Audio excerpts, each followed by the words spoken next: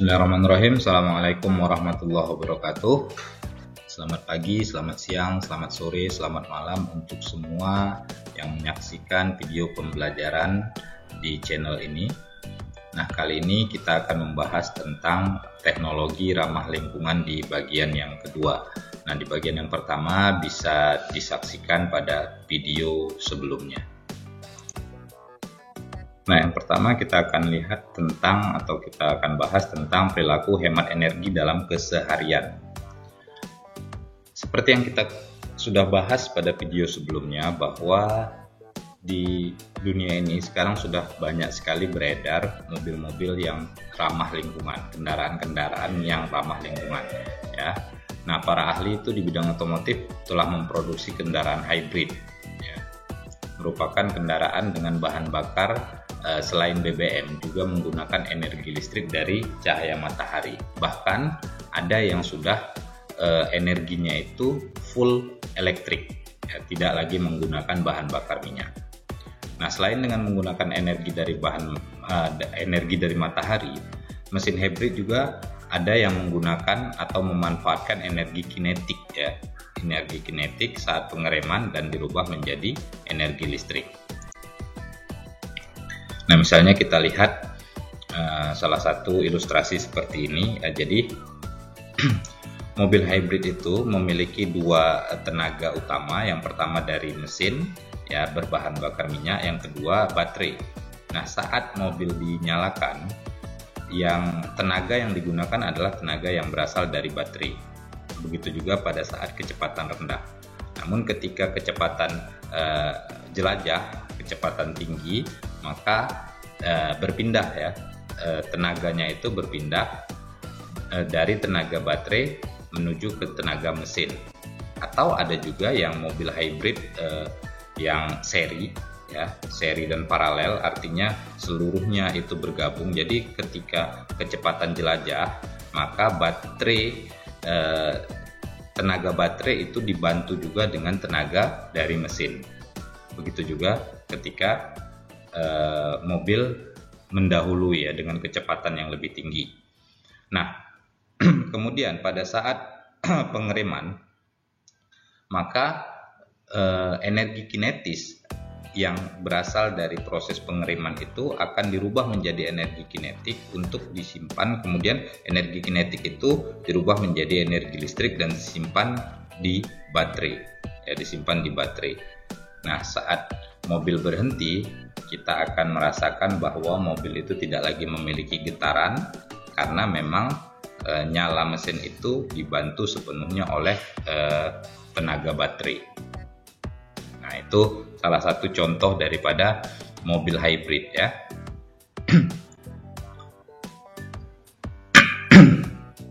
Nah, selain dengan menggunakan kendaraan yang ramah lingkungan, perilaku hemat energi itu dalam kehidupan sehari-hari bisa kita lakukan. Misalnya, pertama, membudayakan penggunaan sepeda atau berjalan kaki untuk kegiatan sehari-hari. Ya, jadi kita menggunakan sepeda ataupun berjalan kaki. Selain menghemat BBM, tentu juga berjalan kaki itu untuk menyehatkan dan mengurangi polusi udara.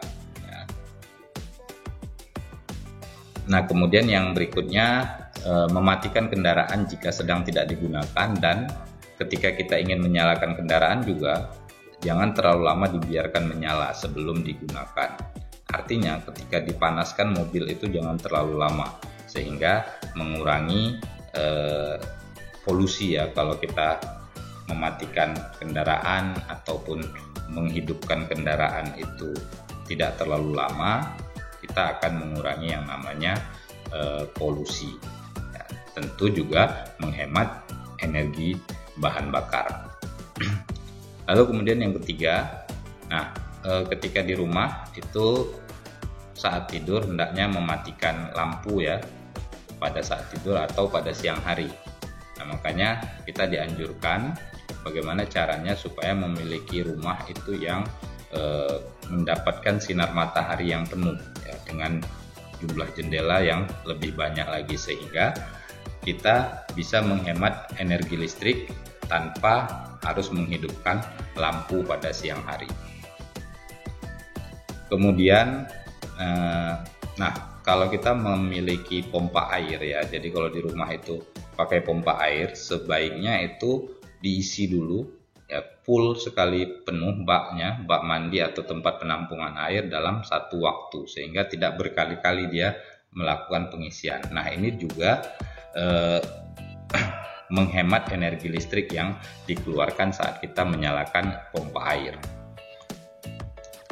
Lalu kemudian membuat jadwal mencuci dan menyetrika pakaian secara teratur. Nah, saat sekarang ini kan kita ketahui bahwa hampir di seluruh rumah itu sudah memiliki mesin cuci.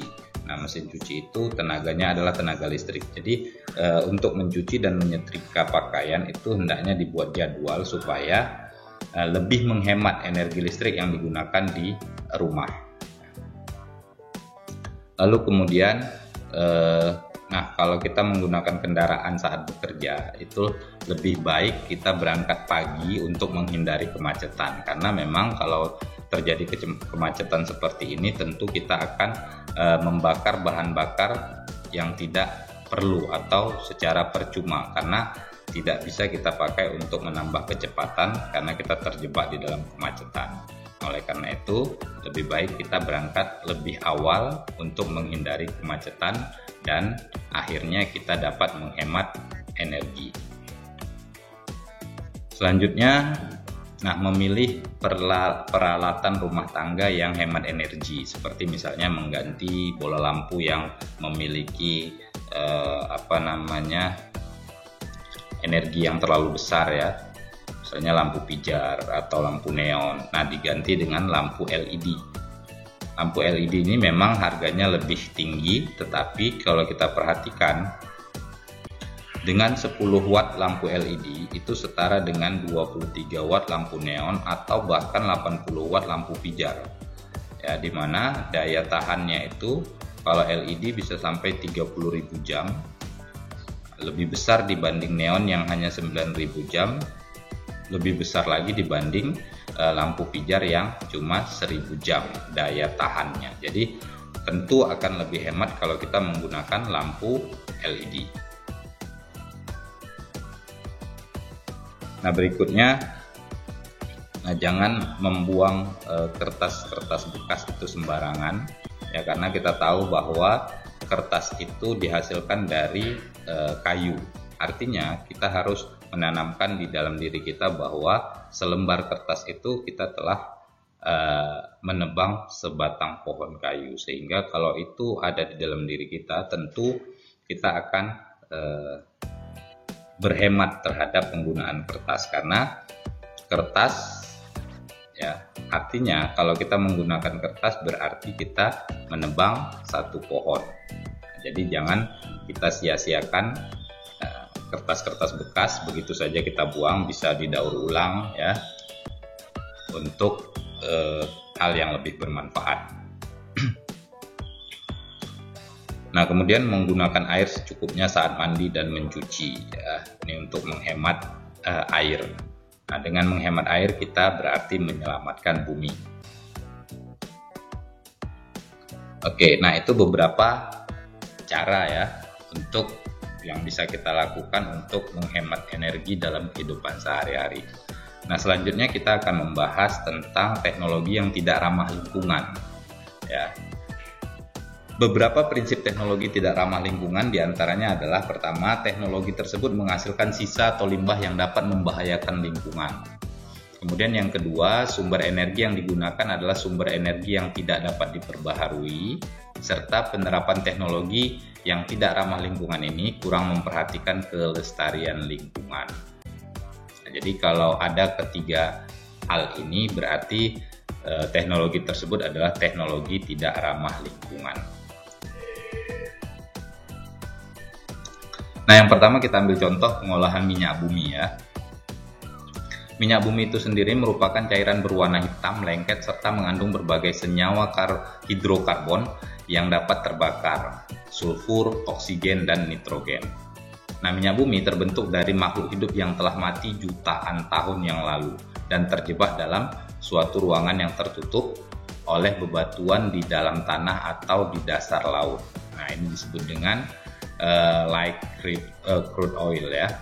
Artinya minyak bumi ini termasuk ke dalam bahan bakar yang atau energi yang tidak dapat diperbaharui. Kenapa? Karena membutuhkan waktu yang sangat lama ya untuk menghasilkan minyak bumi itu. Ya, minyak bumi itu berasal dari makhluk hidup yang telah mati jutaan tahun. Artinya sangat sulit untuk diperbaharui dengan jumlah waktu yang sekian panjang. Nah, untuk mengambil minyak bumi tersebut, kita harus mengebor ke dalam ruangan yang berisi minyak tersebut, lalu memompanya keluar. Setelah dipompa keluar, minyak disalurkan melalui pipa, truk, atau kapal minyak menuju kilang minyak. Dalam kilang minyak dilakukan penyulingan atau distilasi. Dalam proses penyulingan, minyak bumi dipanaskan untuk memisahkan komponen penyusun minyak bumi berdasarkan titik didihnya. Nah, begitulah caranya dari awal sampai terbentuknya minyak bumi yang bisa kita gunakan. Ya, baik itu bensin, baik itu aftur, baik itu minyak tanah dan lain sebagainya. Nah, coba kita lihat bagaimana proses penyulingan itu. Ya, jadi penyulingan itu artinya pemanasan, ya, dididihkan ya, untuk mendapatkan minyak yang sesuai dengan kebutuhan. Nah, mulai dari titik didih yang paling rendah sampai titik didih yang paling tinggi.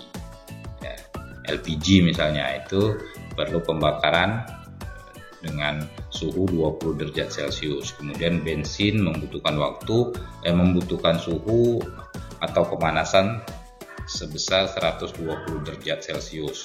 Aftur lebih besar lagi ya, 170 derajat Celcius. Kemudian minyak tanah 200 derajat Celcius. Solar 270 derajat Celcius. Kemudian ada pelarut nafta ya, lalu kemudian ada pelumas. Nah, ini pelumas juga berasal dari minyak bumi dengan penyulingan dengan tingkat didihnya itu sampai 500 derajat Celcius, dan yang paling tinggi itu adalah aspal ya. Aspal itu membutuhkan panas sebesar 600 derajat Celcius. Nah, inilah proses penyulingan yang dilakukan untuk mendapatkan bahan bakar yang sesuai untuk berbagai jenis kendaraan melalui proses penyulingan. Nah, penambangan minyak bumi ya, jenis yang tadi yaitu yang barusan kita bahas tadi itu menghasilkan polusi udara berupa debu, uap, asap, dan bau yang menyelimuti daerah tambang. Selain itu, penambangan ini menghasilkan emisi gas rumah kaca 3 hingga 5 kali lebih besar daripada tambang minyak bumi pada umumnya. Nah, penambangan minyak bumi ini menggunakan air dalam jumlah yang sangat besar hingga membentuk kubangan seperti danau yang berisi air limbah dan kotoran yang beracun. Nah, setiap tahun kita ketahui bahwa ada hewan-hewan yang melakukan migrasi ya, burung-burung. Nah, burung-burung ini mencoba untuk mendapatkan air dari danau tersebut. Ternyata danau itu sudah beracun sehingga mengakibatkan banyak burung itu mengalami kematian. Nah, ini beberapa dampak negatif yang bisa kita amati dari proses pengolahan minyak bumi, dan ini tentu sangat tidak ramah lingkungan. Nah, kemudian pengolahan batu bara ini juga hampir sama ya negatifnya terhadap kelestarian lingkungan. Nah, kita tahu batu bara itu merupakan bahan bakar fosil berbentuk padat yang terbentuk dari beberapa tahapan dan berasal dari tanaman yang terkubur 300-400 juta tahun yang lalu. Nah, dengan kurun waktu yang selama itu tidak mungkin ini termasuk sumber daya yang dapat diperbaharui. Ini jelas sumber daya yang tidak dapat diperbaharui karena membutuhkan waktu yang begitu lama. Ya.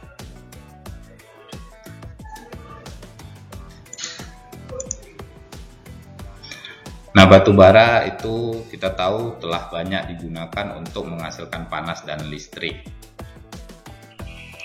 Nah, misalnya negara-negara seperti Cina, Amerika Serikat, dan India ini merupakan negara 3 besar yang menggunakan batu bara sebagai bahan pembakaran, ya, bahan utama untuk menghasilkan energi. Ya, Cina merupakan negara yang menjadi penyumbang emisi CO2 dan SO2 terbesar di dunia dari pembakaran batu bara tersebut. Nah, gas-gas tersebut merupakan salah satu penyebab hujan asam dan menyebabkan penyakit pada manusia. Jadi gas-gas yang tadi itu seperti karbon dioksida dan sulfur dioksida itu merupakan bahan utama penyebab hujan asam dan penyakit pada manusia. Nah, batu bara ini merupakan bahan bakar yang paling kotor, bahkan sebelum digunakan prosesnya saja sudah merusak lingkungan, ya, sudah sangat merusak tanah, mencemari air dan udara. Nah, saat terjadi pembakaran batu bara, maka dia akan mengeluarkan sulfur, ya, dia akan melepaskan sulfur dalam bentuk gas belerang dioksida atau sulfur dioksida. Ya, kemudian pembakaran ini juga menghasilkan partikel karbon hitam dalam jumlah yang sangat banyak dan dapat masuk ke dalam paru-paru dan menyebabkan penyakit pernapasan.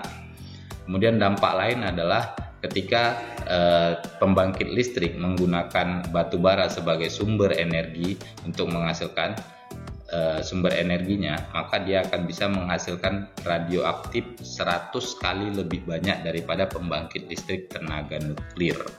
Lebih berbahaya berarti dibanding tenaga nuklir. Lalu kemudian dampak yang lainnya adalah limbah padatnya ini, ya, sisa daripada pembakaran batu bara ini juga harus disimpan di tempat yang aman karena habis dibakar batu baranya itu mengandung racun yang sangat berbahaya bagi lingkungan, baik makhluk hidup maupun komponen abiotik lainnya. Oke. Terima kasih atas perhatiannya. Billahi taufiq wal hidayah. Assalamualaikum warahmatullahi wabarakatuh.